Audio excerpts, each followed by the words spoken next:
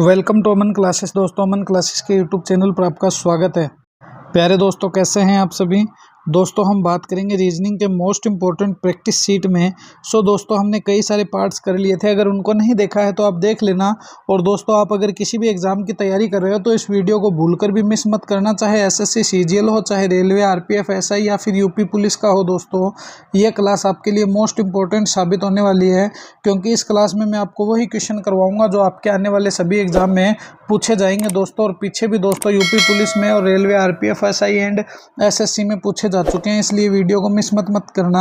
और इसमें से आप कितने क्वेश्चन सही कर पा रहे हो मुझे कमेंट में ज़रूर बताना। तो चलिए दोस्तों, स्टार्ट करते हैं आज की अपनी रीजनिंग के मोस्ट इंपॉर्टेंट क्लास को। इससे पहले जितने भी साथी चैनल पर नए हैं वो चैनल को ज़्यादा से ज़्यादा लाइक शेयर सब्सक्राइब कर देना और बेल आइकन को प्रेस कर लेना, जिससे कि आपको रोज़ इनका नोटिफिकेशन मिलता रहे। तो देखिए, दिए गए समूह में विषम की पहचान करें। क्या करना है, विषम बताना। मैंने विषम के लिए आपको एक सीधा सा फॉर्मूला दिया था कि कोई एक तो आपको अलग दिखेगा और जो तीन है दोस्तों वो तीन आपको क्या दिखेंगे, सेम दिखेंगे, और उसमें से एक जो है वो डिफरेंट दिखेगा।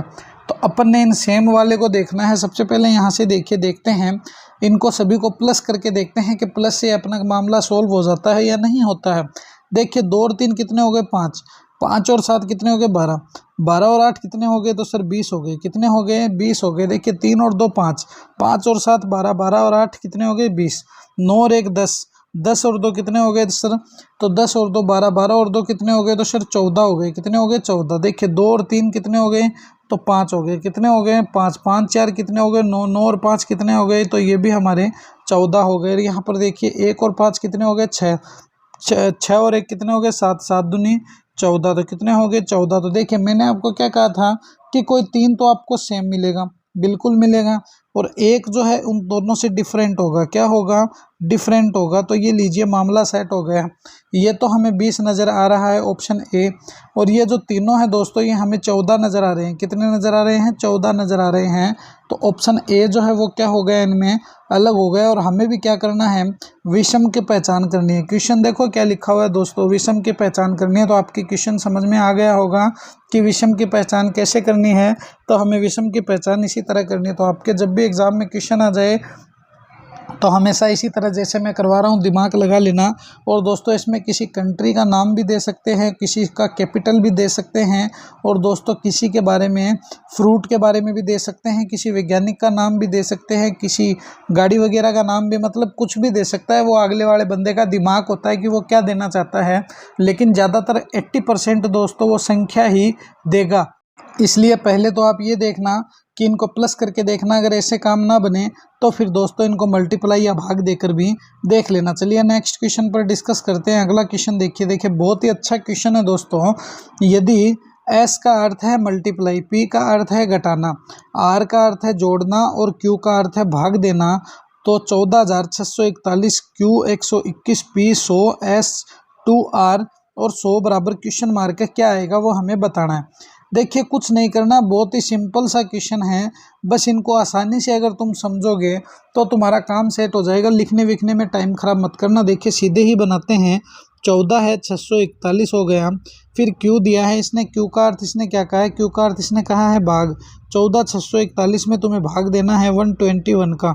फिर देखिए, इसने पी दिया है और पी का अर्थ बताया है माइनस। तो 121 में से माइनस करने हैं 100।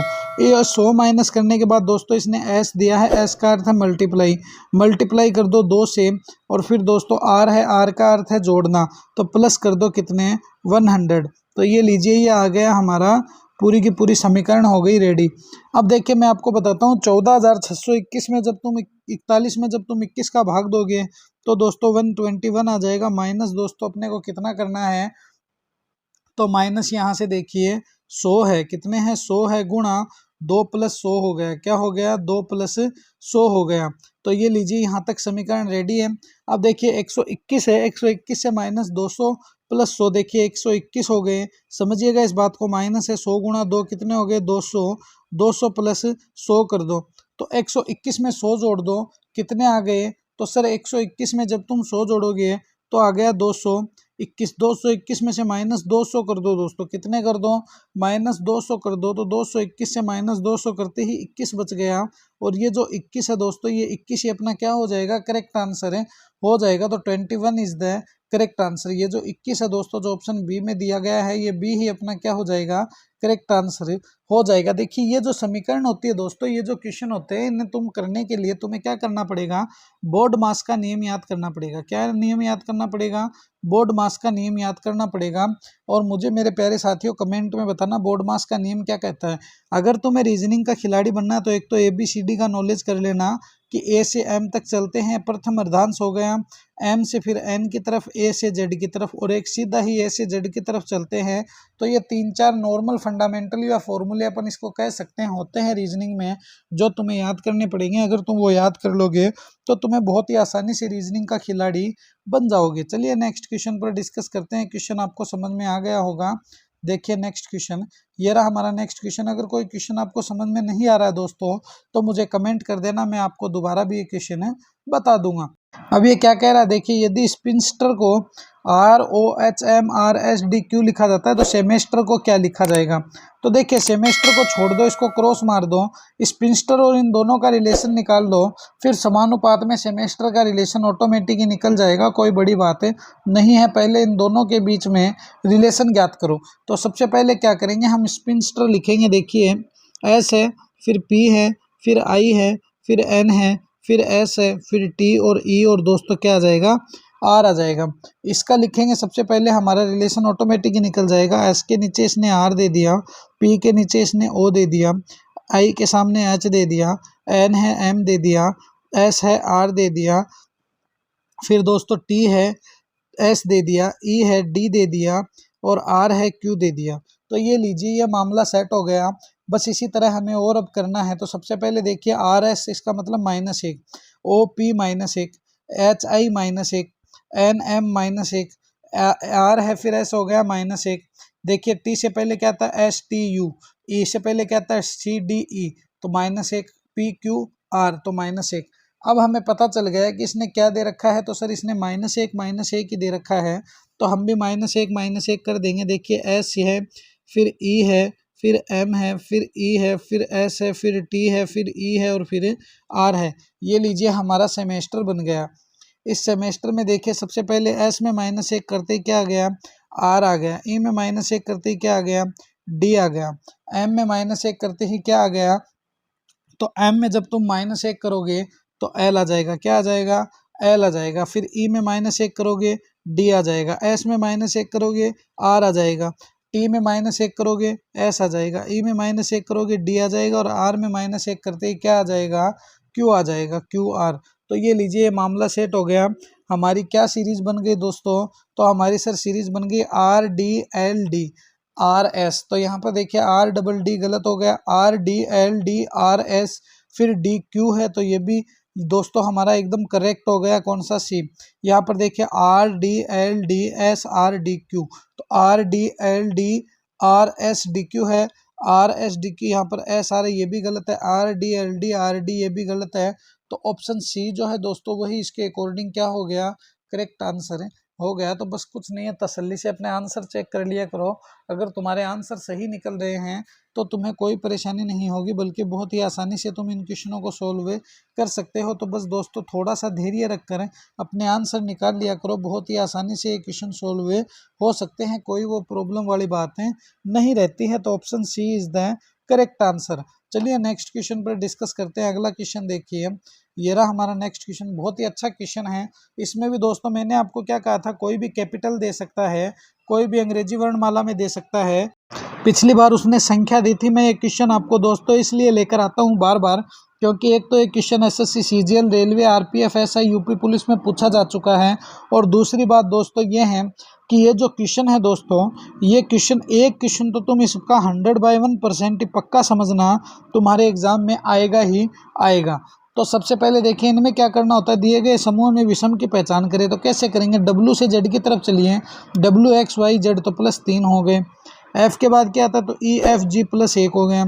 UXTU फिर WX TU फिर WX +3। U के बाद OR है, ओ है, फिर पी क्यू आर तो प्लस 3 हो गए। यहाँ पर देखिए टी है, टी यू, फिर टी यू वी डब्ल्यू और एक्स तो प्लस 3 हो गए। तो देखिए एक में तो प्लस 1 है और दोस्तों 3 में जो है वो प्लस 3 है। तो ये लीजिए मामला सेट हो गया। अपने को विषम की पहचान करनी है, तो विषम कौन सा हो गया, प्लस 1 वाला हो गया। कौन सा हो गया, प्लस 1 वाला हो गया। तो option B is the correct answer. तो बस कुछ नहीं है, बहुत ही सिंपल से क्वेश्चन है दोस्तों, जो हमें निकालने पड़ते हैं, बस ऐसे निकलते हैं। ऐसे ही तुम अपने क्वेश्चनों को निकाल लिया करो, जिससे तुम्हें कोई भी दिक्कत आने वाली नहीं रहेगी। चलिए नेक्स्ट क्वेश्चन पर डिस्कस करते हैं। अगला क्वेश्चन देखिए, वीडियो को दबा के शेयर कर देना मेरे साथियों, वीडियो को एकदम दबा के शेयर कर देना। चलिए नेक्स्ट क्वेश्चन देखिए, ये रहा हमारा नेक्स्ट क्वेश्चन।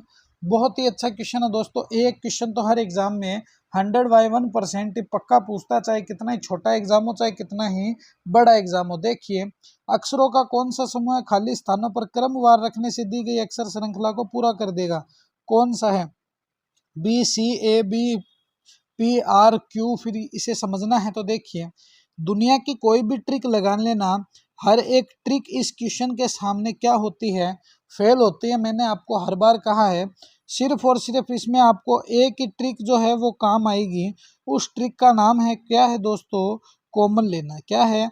कॉमन लेना। इनमें से कॉमन छांट लो कि कौन सा कॉमन आएगा, बस वही ट्रिक तुम्हें पास करवाएगी। तो देखिए क्या है ऐसा कॉमन लेने वाला मामला। देखिए सबसे पहले मैं इसको लिखता हूँ, फिर आपको मैं बताता हूँ। देखिए ये डैश हो गया, ये बी सी हो गया, डैश के बाद बी और सी हो गया, फिर डैश हो गया, फिर क्यू हो गया, फिर डैश हो गया, फिर ए बी हो गया, उसके बाद डैश हो गया, फिर पी हो गया, फिर डैश हो गया और फिर आर हो गया। तो अब तुम इस बात को जरा सा फोकस करके समझना मेरे साथियों, कि यहाँ पर ये क्यू दे रखा है, यहाँ पर ए बी दे रखा है, यहाँ पर सी दे रखा है। अगर मैं यहाँ ए बी के आगे सी लगा दूँ, ए बी के आगे सी लगा दूँ, तो ये ए बी सी बना कि नहीं बना? बिल्कुल बना। और यहाँ पर मैं ए लगा दूँ तो ये ए बी सी, ये ए बी सी बन गया। यहाँ पर पी है, मैं यहाँ पर अगर क्यू लगा दूँ तो एक जोड़ा पी क्यू आर का बना कि नहीं बना? बिल्कुल बना। यहाँ पर पी है, यहाँ पर क्यू और आर लगा दूँ तो ये पी क्यू आर हुआ कि नहीं हुआ? बिल्कुल हुआ। तो A B C P Q R, A B C P Q R का जोड़ा बन गया कि नहीं बन गया? बिल्कुल सर बन गया। हमने इसमें क्या क्या ऐड किया है वो देख लो बस। पहले हमने सर ए ऐड किया, फिर पी ऐड किया, फिर आर ऐड किया, फिर सी किया और फिर क्यू किया। तो A P R C Q कहाँ है? तो ये भी नहीं है, ये भी नहीं है, ये भी नहीं है, मगर A P R C Q option number C में है। तो option C is the correct answer. क्या है दोस्तों? ऑप्शन सी अपना करेक्ट आंसर हो गया। तो जब भी ऐसे क्वेश्चन आ जाए, कोई भी ट्रिक मत लगाना, सिर्फ और सिर्फ कॉमन ले लेना। कॉमन अगर तुम ले लोगे तो तुम्हारे हर एक क्वेश्चन आराम से सॉल्व हो जाएंगे दोस्तों। कोई भी इसमें भटकने वाली बात नहीं है, कोई भी इसमें प्रॉब्लम वाली बातें नहीं रहती है। तो A P R C Q is the correct answer. चलिए नेक्स्ट क्वेश्चन पर डिस्कस करते हैं। अगला क्वेश्चन देखिए, ये रहा हमारा नेक्स्ट क्वेश्चन। बहुत ही अच्छा और शानदार क्वेश्चन है दोस्तों, समझना इस क्वेश्चन को तुम। देखिए इस क्वेश्चन को, ब्लड रिलेशन से क्वेश्चन है दोस्तों। किससे है? ब्लड रिलेशन से है। तो इस क्वेश्चन को समझना। एक महिला का परिचय कराते हुए एक लड़का कहता है, कौन है? कोई लड़का है, वो उस महिला का परिचय कराते हुए कहता है कि ये मान लो ये लड़का है। समझना इस बात को। ये लड़का कहता है कि मेरे दादा के इकलौते बेटे की पत्नी है। कौन? वो जो सामने तस्वीर में है। तो इस लड़के के दादा, उस दादा का इकलौता बेटा, उस बेटे की पत्नी। तो इस लड़के की क्या हुई? ये बेटा जो है दोस्तों, ये एक लौता है। क्या है? एक लौता है इसके दादा का बेटा। और उसकी पत्नी उस लड़की की क्या लगी, ये पूछना चाहता है। तो यहाँ पर ये देख लो कौन बन गया, ये इसका बेटा बन गया। क्या बन गया? बेटा बन गया। और ये तो पत्नी जो है ये तो बन गई माँ, और ये लड़का है ये बन गया बेटा। तो option C is the correct answer. तो ये पूछ कह रहा है मेरे दादा के इकलौते बेटे, मतलब कि मेरे दादा के इकलौता ही बेटा है, जो कि मेरा बाप हो गया। और मेरे बाप की पत्नी मेरी क्या हो गई? तो माँ बन गई। क्या बन गई? माँ बन गई। मेरे बाप की प्रैक्टिस मुझे बाहर ले आई। ये लीजिए option C is the correct answer. तो ये ऑप्शन सी जो है दोस्तों, ये हमारा क्या हो गया? करेक्ट आंसर है, हो गया। चलिए नेक्स्ट क्वेश्चन पर डिस्कस करते हैं। अगला क्वेश्चन देखिए, ये रहा हमारा नेक्स्ट क्वेश्चन। बहुत ही अच्छा क्वेश्चन है दोस्तों। कोडिंग डिकोडिंग का क्वेश्चन है। किसका है? कोडिंग एंड डिकोडिंग का क्वेश्चन है। कोडिंग डिकोडिंग जानते हो ना आप? यदि किसी भाषा को रहस्यमय ढंग से लिखना तो क्या हो गया? कोडिंग। और उस रहस्यमय लिखी भाषा को सुलझाना क्या हो गया दोस्तों? डिकोडिंग हो गया। क्या हो गया? डिकोडिंग हो गया। चलिए देखिए इस क्वेश्चन को। एक विशिष्ट कोड भाषा में मटेरियल को रियल मैट लिखा जाता है तो उसी कोड भाषा में रीमेंबर को कैसे लिखा जाएगा। तो सबसे पहले तो हम क्या करेंगे, मटेरियल को ही बनाएंगे। ये लीजिए सर, एम है, फिर ए है, फिर टी है, फिर ई है, फिर आर है, फिर आई है, फिर ए है। ये लीजिए जगह ही कम पड़ गई, तो हमें कोई दिक्कत वाली बात नहीं है, हम यहाँ पर बना लेंगे। एम है, फिर ए है, टी, ई, आर, आई, ए और एल। ये लीजिए मटेरियल हो गया। इस मटेरियल को इसने क्या लिखा है, तो यहाँ से देखना, इस मटेरियल को इसने लिखा है आर, फिर दोस्तों यहाँ पर देखिए आई, फिर क्या लिखा है टी के नीचे ए, और दोस्तों ई के नीचे क्या लिखा है एल। तो ये रहा, फिर आर है, आर के नीचे क्या लिखा है इसने एम, आई के नीचे इसने क्या लिखा है ए, और ए के नीचे इसने दोस्तों क्या लिखा है टी, और एल के नीचे लिखा है इसने ई। तो यहाँ पर तुम इसको थोड़ा सा समझना, ये क्या है दोस्तों, रियल। ये 4 डिजिट है, ये क्या है, रियल। इन तीनों को, चारों डिजिट को, बाद वाले को तो इसने पहले कर दिया। ये क्या है दोस्तों, मैट, और ये क्या है दोस्तों, मैट। तो इन चारों को तो इसने यहाँ पर ले आया, कहाँ पर, यहाँ पर, और इन चारों को दोस्तों ये यहाँ पर ले आया। तो हम ये कह सकते हैं कि पहले वाले जो 4 डिजिट है, पहले 4 डिजिट है, वो तो कर दिया इसने बाद में। क्या कर दिया, बाद में। और जो बाद वाले हैं दोस्तों, वो कर दिया इसने पहले। जो बाद वाले हैं इसने कर दिया पहले। तो ये लीजिए अपना मामला सेट हो गया। तो अब रीमेंबर है, इस रीमेंबर के ये जो 4 डिजिट है ये अलग कर देंगे और MBER को पहले कर देंगे। तो अब कैसे करेंगे, देखिए हम बताता हूँ मैं आपको, यहाँ पर थोड़ा सा समझना। ये लीजिए आर, फिर ई, री, एम, फिर ई, फिर एम, फिर दोस्तों BER। ये लीजिए रीमेंबर हो गया। क्या हो गया, रीमेंबर हो गया। ये हो गया अपना रीमेंबर। इस 4 डिजिट को तो इस साइड भेज दो और 4 डिजिट को इस साइड। तो कैसे लिखेंगे इसको, देखिए एम है, फिर दोस्तों यहाँ पर क्या लगा दो, बी लगा दो, यहाँ पर ई लगा दो, और यहाँ पर आर लगा दो। ये ठीक है यहाँ तक गुरुदेव। और इस ये जो 4 डिजिट है दोस्तों, इनको यहाँ पर भेज दो। आर है, फिर ई है, फिर एम है, और फिर ई है। तो अब देखिए MBER, MBER, MBER, फिर REME। तो ये तो नहीं हो सकता, ये भी नहीं हो सकता, ये भी नहीं हो सकता। MBER, REME। ऑप्शन सी हो जाएगा। क्या हो जाएगा, ऑप्शन सी हो जाएगा, क्योंकि ऑप्शन सी ही अपना मैच कर रहा है। तो option C is the correct answer. जो ऑप्शन सी है दोस्तों, यही क्या हो जाएगा, इस क्वेश्चन के अकॉर्डिंग अपना करेक्ट आंसर हो जाएगा। तो देखिए कितना इजी वे में क्वेश्चन सोल्व हो रहे हैं। बस यही, ऐसे ही तो हमें अपने क्वेश्चनों को सोल्व करना है। चलिए नेक्स्ट क्वेश्चन पर डिस्कस करते हैं। एक और क्वेश्चन देखिए, भोजन है, भूख हो गई, जल है, क्या होगा दोस्तों। तो देखिए सबसे पहले जल को गोली मारो, जल को हटाओ, पहले भोजन और भूख को निकाल लो, ये हमारा मामला सोल्व हो जाएगा। तो जल का असर ऑटोमेटिक हो जाएगा। देखिए मैं आपको बताता हूँ कि जिस प्रकार इंसान को भूख लगने पर वो क्या करता है, भोजन करता है, उसी प्रकार जल की जो है वो प्यास लगेगी तो वो क्या पिएगा दोस्तों, तो जल पिएगा प्यास लगने पर, जिस प्रकार भूख लगने पर भोजन करता है। तो ऑप्शन डी जो है दोस्तों, ये लीजिए कितने इजी क्वेश्चन होते हैं रीजनिंग के, बहुत ही सिंपल से छोटे छोटे क्वेश्चन होते हैं। अगर आप इनको सॉल्व करो तो option D is the correct answer. तो ये थी दोस्तों आज की अपनी रीजनिंग की मोस्ट इंपॉर्टेंट क्लास। कैसी लगी ये क्लास मुझे कमेंट में ज़रूर बताना।